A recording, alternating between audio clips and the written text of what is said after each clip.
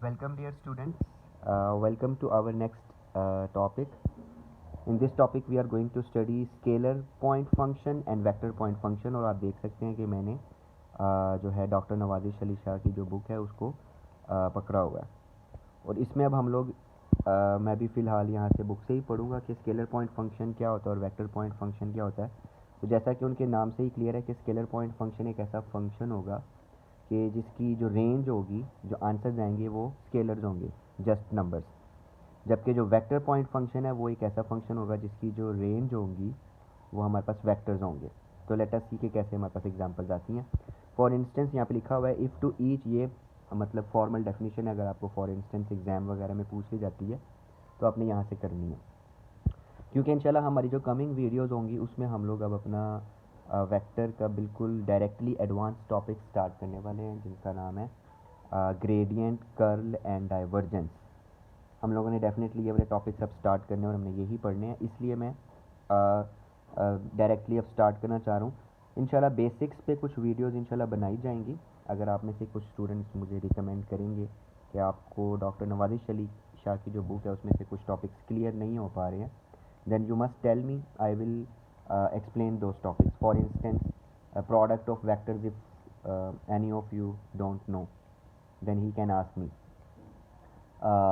जैसे scalar product होता है और फिर वेक्टर प्रोडक्ट होता है वेक्टर्स का। अगर आपको ये चीज़ें नहीं आती हैं तो फिर we can study them.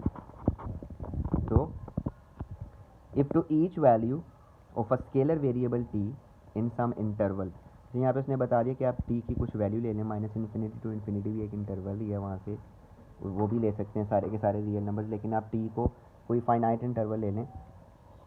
Finite interval का मतलब ये है कि जिसकी कोई लेंथ होती है, जिसकी लेंथ एक नंबर होता है, फाइनाइट नंबर होता है।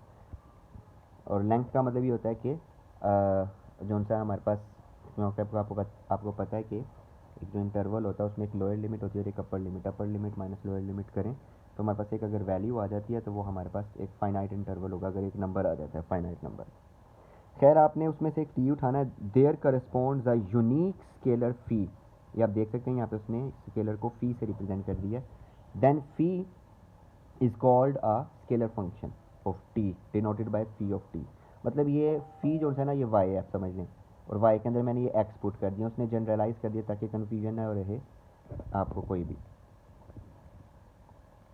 तो यहाँ पे and we write phi is equal to phi of t, ये राइट करने का तरीका ये भी आप लोगों को क्लियरली पता है। A real valued function is often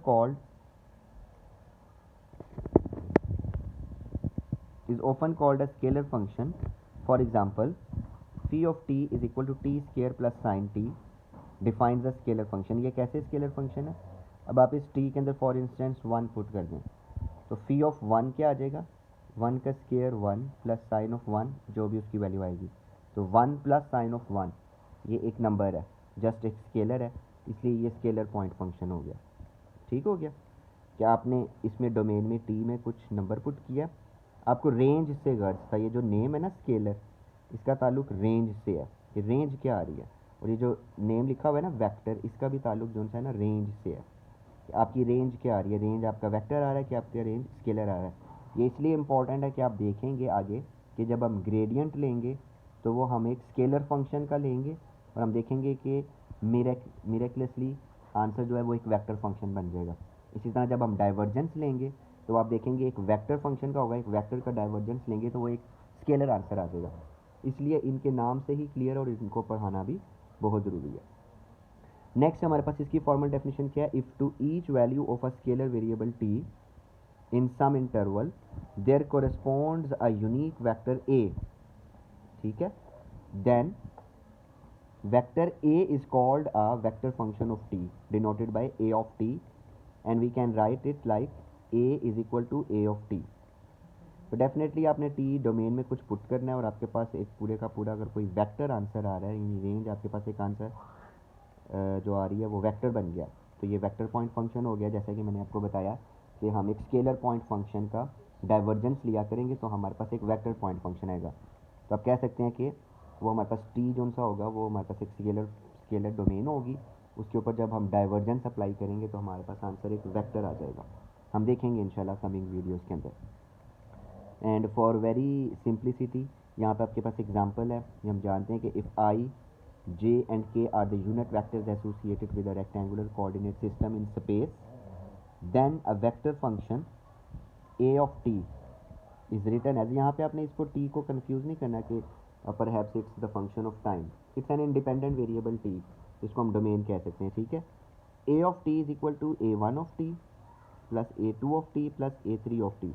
तो वो कह रहे हैं कि आई जे और के जो से हैं उसके तीन कंपोनेंट्स लिखे, आई का component A one of T है, ये कुछ भी एक टी का फंक्शन हो सकता है, ठीक हो गया, और जे का कंपोनेंट जो है वो ये भी टी का फंक्शन होगा, और के का कंपोनेंट भी टी का फंक्शन है। फॉर इंस्टेंस आपके पास नीचे एग्जाम्पल आ रही है और उसने यहाँ पे लिखा भी हुआ क्लियरली कि where a one of t, a two of t and a three of t are scalar functions of t.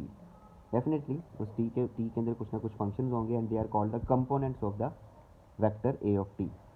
So we say that the vector function a of t is defined if all its components a1, a2 and a3 are defined. Definitely इनमें से कोई एक भी a1, a2, a3 जो सा है वो undefined नहीं होना चाहिए, मतलब फॉर इंस्टेंस t की पर्टिकुलर कुछ वैल्यूज ऐसी होती हैं। फॉर इंस्टेंस अगर आपने a1 ऑफ t ले लिया 1/t² -1, तो वो t इज इक्वल टू +-1 पे डिनोमिनेटर चूँकि ज़ीरो हो जाएगा तो वो a1 जो है वो डिफाइंड नहीं रहेगा, तो ऐसी वैल्यूज़ को हम ऑलरेडी t की अपने डोमेन में से एक्सक्लूड कर देंगे। आई होप कि आपको समझ आ गई मेरी बात की कि मैंने क्या किया। नेक्स्ट आप देखें आपके पास ये जो एग्जांपल है इसी पेज के ऊपर, इफ़ ए ऑफ टी उसने डिफाइन किया, वो देखें यहाँ पे जो स्केलर फंक्शन है उसने कॉज ऑफ टी लिया आई कंपोनेंट के साथ, और यहाँ पे आपके पास जे कंपोनेंट में 2t² लिया और के कंपोनेंट में e⁻t लिया। वो कह रहे हैं ये आप t की वैल्यू पुट करें 0 और बताएं कि क्या वेक्टर फंक्शन आता है। इसमें ना वेक्टर फंक्शन में इस a को स्केलर को 0 पुट करें और डिटरमिन करें कि हमारा वेक्टर फंक्शन क्या बनता है, एंड देन आप पाए पुट करें और फिर आप डिटरमिन करें कि हमारा वेक्टर फंक्शन क्या बनता है। तो वैसे मुझे करने की ज़रूरत नहीं है लेकिन मैं आपकी इसके लिए कर देता हूँ। आप देख सकते हैं यहाँ पे थोड़ी सी वीडियो ब्लर्ड हो रही है तो शेक मत करें आप, ब्लर्ड नहीं होगी, बिल्कुल इसको इस तरह रखें कि शेक ना हो, अदरवाइज ये ब्लर्ड आ रही है के ऊपर आप क्लिक कर लेंगे shake. Since cos of t, t² and e⁻t are defined for all values of t। Definitely आपको पता है कि कोसाइन फंक्शन की जो सी डोमेन होती है वो set of all real numbers होते हैं, और ये पॉलिनोमियल फंक्शन है t⁻2, ये भी set of all real numbers के लिए डिफाइंड फंक्शन है, पॉलिनोमियल फंक्शन है, और एक्सपोनेंशियल फंक्शन भी for the set of real numbers is defined. तो ये तीनों के तीनों ही for all values of t उसने इसलिए लिखा है कि टी की वैल्यूज़ में आप -∞ टू पॉजिटिव इन्फिनिटी कंसीडर कर सकते हैं। Then a of t is defined for all t. Definitely फिर पूरे का पूछूँ कि इसके तीनों कंपोनेंट्स कॉस टी, t² और e⁻t i j के रिस्पेक्टिवली कंपोनेंट्स हैं वो डिफाइंड हो गए हैं, तो डेफिनेटली फिर ए ऑफ टी भी पूरे का पूरा डिफाइंड हो जाएगा। तो we see that for any given value of t, a of t is a vector, thus a of 0 is equal to cos 0 into i -2 into 0² into j component plus e⁻0 into k component. cos of 0 1 हो गया तो ये आई आ गया, और हमारे पास जो e⁻0 है वो भी 1 हो गया तो ये के आ गया, और ये 0 to the power 2 is 0 multiply by 2 is 0, और जे कंपोनेंट वैनिश हो गया। तो ए ऑफ 0 आपके पास आप देख सकते हैं कि एक वेक्टर है आई प्लस के। तो this is what we are trying to say कि अगर आप डोमेन की ऐसी वैल्यू पुट करें उस पर्टिकुलर फंक्शन के अंदर और आंसर एक वेक्टर आ जाए, that is called as vector point function. Vector point function उसकी जो रेंज आ रही है वो हमारे पास वेक्टर्स बन रहे हैं, जैसा कि मैं आपको बता चुका कि इसकी बेस्ट एग्जांपल आगे हम इंशाल्लाह पढ़ेंगे। डाइवर्जेंस होगी जिसमें हम एक स्केलर लेंगे तो हमारे पास आंसर क्या आ जाएगा, vector point function. Similarly pi के ऊपर भी एक वेक्टर पॉइंट फंक्शन आ जाएगा। I hope this is enough for scalar point function and vector point function. See you in the next video students. Please like, subscribe and share my channel and share the videos. Like करें, comment करें, इससे मुझे पता चलेगा कि whether I am prospering और not, should I make videos for you और not. So do subscribe my channel, do like my videos and do comment on those. Thank you so much.